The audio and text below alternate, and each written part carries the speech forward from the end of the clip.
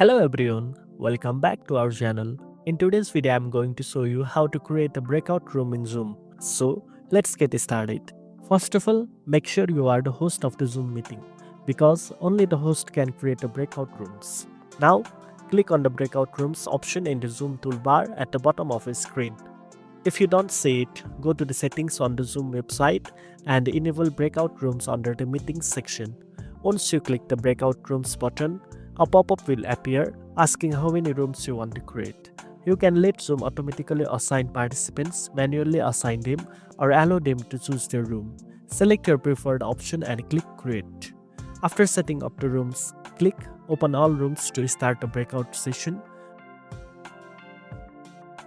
Participants will be notified to join their assigned room.